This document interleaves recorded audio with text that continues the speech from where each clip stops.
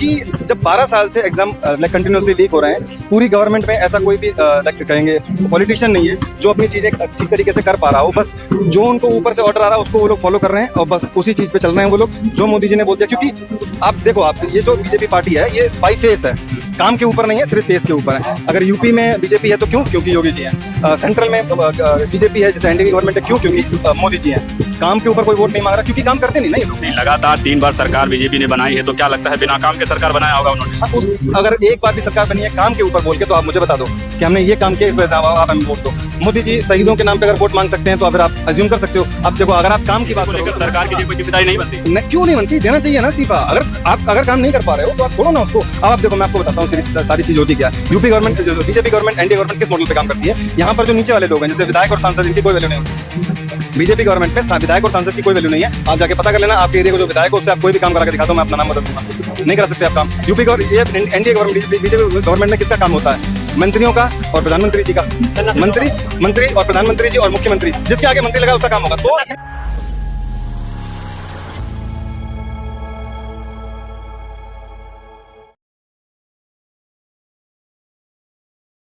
नमस्कार साथियों, आप देख रहे हैं संविधान यूट्यूब चैनल। मैं हूं आपके साथ विनय और आज हम जंतर मंतर पे, आज है शनिवार, आज सोनम वांगचुक आने वाले हैं और आज बहुत ही तगड़ा प्रोटेस्ट जो है यहाँ पे देखने को मिलेगा और बहुत सारे लोग मौजूद हैं। हमारे साथ एक सर मौजूद हैं, कुछ इनसे पूछेंगे कि इनका जो आने का पर्सपेक्टिव है, वो इस प्रोटेस्ट में आने का क्या मकसद है। जी सर, क्या नाम है, कहाँ से आए हो? मेरा नाम सत्यम है, मैं दिल्ली से ही आया हूँ।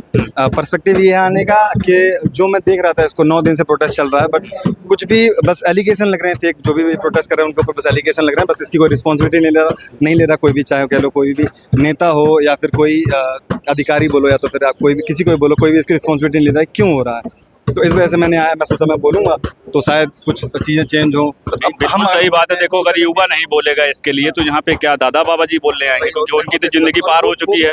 वो भी आ रहे हैं, दिक्कत वो भी आ रहे हैं कहीं ना कहीं, बाबा जी भी आ रहे हैं, बट हाँ, लेकिन जो यूथ आना चाहिए जिस लेवल का, उस लेवल का यूथ नहीं आ रहा है। इस वजह से चेंजमेंट हो नहीं पा रहा। और आप अगर इसको कंपेयर करते हो, जैसे किसान आंदोलन हुआ, उसमें बॉर्डर जाम कर देना, कितनी लाखों की संख्या में जो किसान आए थे, उसके बाद में जाके उनकी कुछ डिमांड्स पूरी हुई और आप 800-900 लोगों की कुर्बानी देनी पड़ी। उससे भी मतलब ये सिर्फ कुर्बानी थी, उससे भी ज्यादा कितने लोग आए थे? अगर आप ये सोच रहे हो कि 200, 500 या 1000 लोग भी इस एरिया में अगर आते हैं, उससे एक सेंट्रल मिनिस्टर रिजाइन करने वाला, इम्पॉसिबल, वो नहीं होने वाला। क्यों, क्या लगता है वो रिजाइन नहीं करेंगे? क्योंकि जब 12 साल से एग्जाम कंटिन्यूसली लीक हो रहे हैं, पूरी गवर्नमेंट में ऐसा कोई भी कहेंगे पॉलिटिशियन नहीं है जो अपनी चीज़ें ठीक तरीके से कर पा रहा हो। बस जो उनको ऊपर से ऑर्डर आ रहा है उसको वो लोग फॉलो कर रहे हैं और बस उसी चीज़ पे चल रहे हैं वो लोग, जो मोदी जी ने बोल दिया। क्योंकि आप देखो, आप ये जो बीजेपी पार्टी है ये बाई फेस है, काम के ऊपर नहीं है, सिर्फ फेस के ऊपर है। अगर यूपी में बीजेपी है तो क्यों? क्योंकि योगी जी हैं। सेंट्रल में बीजेपी है, जैसे एनडीए गवर्नमेंट है, क्यों? क्योंकि मोदी जी हैं। काम के ऊपर कोई वोट नहीं मांग रहा, क्योंकि काम करते नहीं ना ये लोग। लगातार 3 बार सरकार बीजेपी ने बनाई है, तो क्या लगता है बिना काम के सरकार बनाया होगा उन्होंने? अगर एक बार भी सरकार बनी है काम के ऊपर बोल के, तो आप मुझे बता दो कि हमने ये काम किया, इस वजह से आप हमें वोट दो।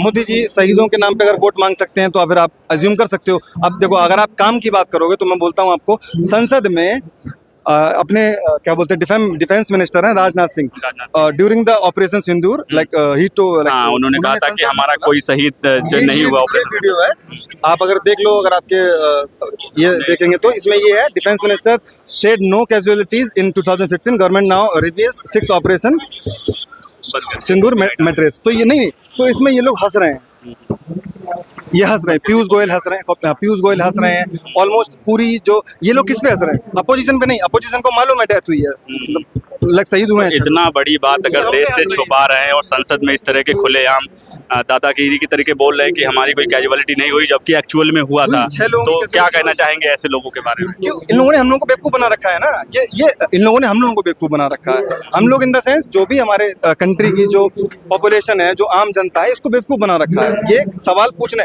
अगर मैं सवाल पूछूंगा तो आपके यूट्यूब चैनल पर अगर आप ये वीडियो डालते हो, इंस्टा पे कहीं भी वीडियो डालोगे, तो आप तो मुझे जिहादी बोला जाएगा।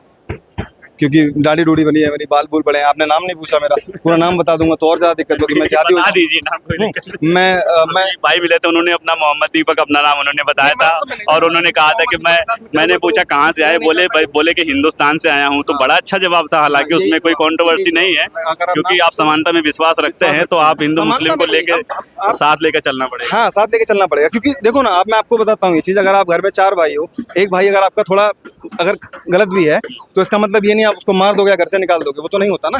चारों को साथ लेके चलेंगे तभी तो परिवार आगे बढ़ेगा आपका। तो इसी को अगर आप अगर आप कंट्री देखोगे तो 30% मुस्लिम है, ऑलमोस्ट 30% से कम मुस्लिम है, 70% से ज़्यादा हिंदू है। तो अगर हम उन्हें साथ लेके नहीं चलते तो फिर आप क्या उनको देश से निकाल दोगे या उनको सबको मार दोगे? सीधे एक बार फैसला कर लेते हैं ना। 12 साल तक सिर्फ एक चीज पे अगर राजनीति करोगे आप, हिंदू मुस्लिम के ऊपर, उससे आप गवर्नमेंट बना लोगे तो आप लोगों को गुमराह कर रहे हो ना। एक बार में फैसला करो, या तो इन सबको देश से बाहर निकालो या सबको मार दो, खेल खत्म।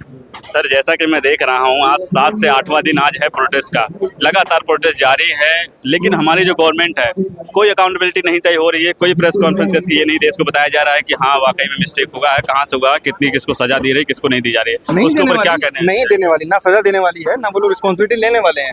क्योंकि पहले जो काम, जो अगर रिस्पॉन्सिबिलिटी आज अगर आप मांग रहे हो, आप ये उम्मीद करते हो कि वो लोग खुद से रिस्पॉन्सिबिलिटी ले लेंगे, तो जो 89 एग्जाम्स पहले लिखे हुए उसमें क्यों नहीं रिस्पॉन्सिबिलिटी ली, है ना? अगर रिस्पॉन्सिबिलिटी वो लेता है, 1 2 3 गलती हुई, उसके बाद अपनी गलती को एक्सेप्ट किया, आगे से वो गलती नहीं हुई। 90 गलतियां करने के बाद आप ये उम्मीद कर रहे हो कि वो लोग अकाउंटेबिलिटी या फिर रिस्पॉन्सिबिलिटी लेने वाले, नहीं, ऐसा नहीं होने वाला। क्या लगता है, सपोज करो कि अगर धर्मेंद्र प्रधान इस प्रोटेस्ट के बाद इस्तीफा नहीं देंगे तो आप अगला कदम क्या उठाएंगे? अब सिर्फ अगर मेरी मेंटलिटी के ऊपर अगर कंट्री चलने लगे तो फिर तो बहुत चीजें अलग होने वाली हैं। मेरी मेंटलिटी बहुत अलग है।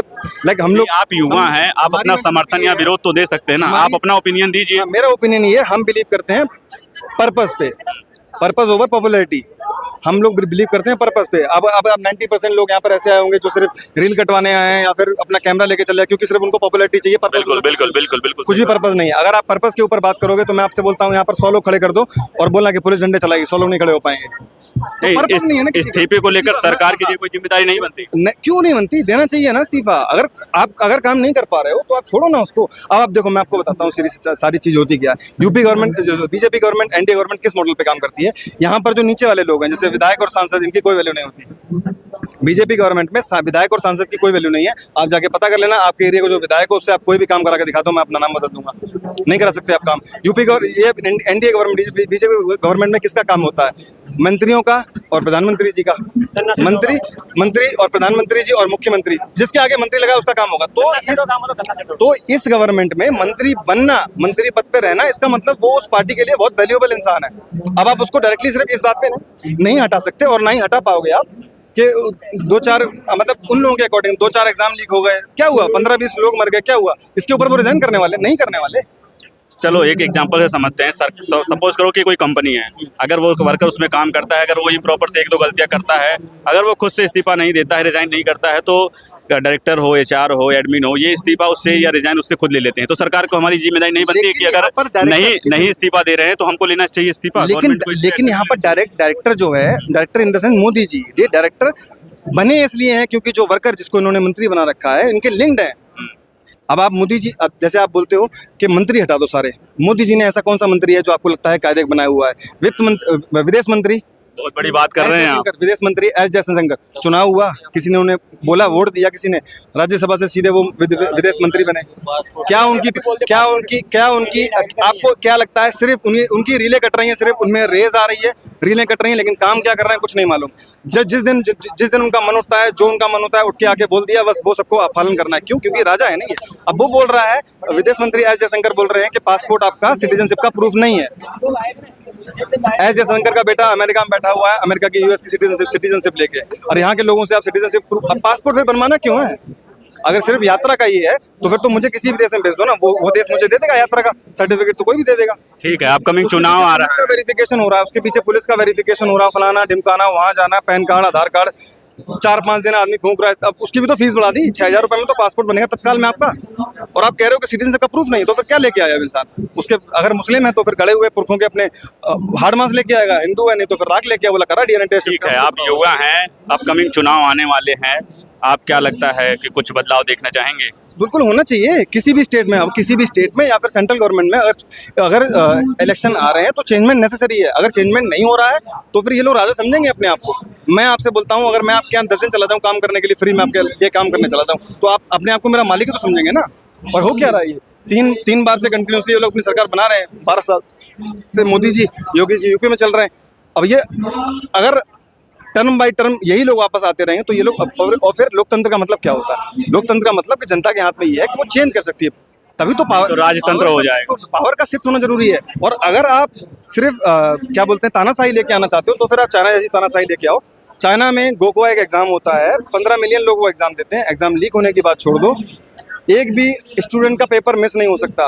अब देखो, आप कंपैरिजन मैं बताता हूँ, कंपैरिजन आप नॉर्थ को साउथ से कंपेयर करो। साउथ की मैंने वीडियोस देखे, तमिलनाडु के वीडियोस देखे, तेलंगाना के वीडियोस देखे।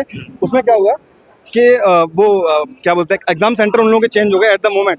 तो उसमें पुलिस उस बच्चे को लेके जा रही है दूसरे एग्जाम सेंटर पे। और यहाँ की पुलिस कैसी है, आप मर जाओ वहीं पे, नए देखो आपका रास्ता देने वाले। क्योंकि ये डायरेक्टली ये लोग क्या है, ये लोग क्या है, पब्लिक सर्वेंट हैं। लेकिन इनके माइंड में क्या डाला गया है, यूपी गवर्नमेंट की जो पुलिस है वो किसकी, योगी की पुलिस है। इनके माइंड में ये है कि योगी की पुलिस है। मैं एक एग्जांपल दे रहा हूँ, मैं नहीं कह रहा ऐसा, जैसा कहेंगे वैसा तो करना नहीं है। जो मैंने ओवरऑल जो न्यूज़ पढ़ा, जो मैंने इंस्टाग्राम पे वीडियोस देखी, जो मैंने यूट्यूब पे वीडियोस देखी, उसके अकॉर्डिंग मैं बोल रहा हूँ। ये मेरे वर्ड्स नहीं है। आप समझ सकते हो मैं ऐसा क्यों बोल रहा हूँ कि मेरे वर्ड्स नहीं है। ठीक है, ये पूरी दुनिया जानती है कि स्टेट गवर्नमेंट के अंदर में पुलिस आती है, उनके कहने पे ही चलते हैं। उनके कहने पे चलेंगे, लेकिन लेकिन आपका रोल क्या है?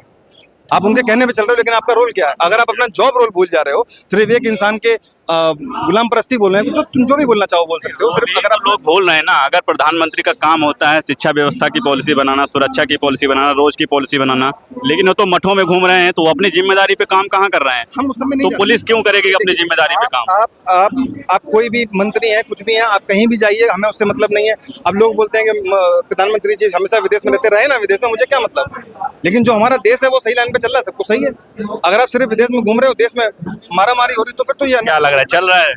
तो चल रहा है, वो तो आपको भी दिख रहा है, सबको दिख रहा है। ये लोग फिर फालतू में बैठे हुए हैं धूप में, इतने सारे लोग, कोई पूछने वाला नहीं है इन लोगों को। बहुत बहुत धन्यवाद, सर ने बहुत बेबाकी से अपनी बातों को रखा है। इनकी बातों को आपने सुना, सरकार को किस तरह से इन्होंने एक्सपोज किया, और जो इनके काम है, जो इनकी रिस्पॉन्सिबिलिटी है, वो पूरी नहीं कर पा रहे। और इनके जो भी चुनिंदा हुए कैबिनेट के मिनिस्टर्स हैं, वो भी अपने काम को ईमानदारी और निष्ठा से नहीं करते हुए दिखाई दे रहे हैं। उसको लेकर कई सारे सवाल इन्होंने उठाए हैं। इनकी बातों को आपने सुना, इनकी बातों से आप कितना सहमत है, आप हमें कमेंट सेक्शन में जरूर बताइएगा। आप देख रहे हैं संविधान न्यूज़ का यूट्यूब चैनल, मैं हूं आपके साथ विनय, जंतर मंतर दिल्ली से। धन्यवाद।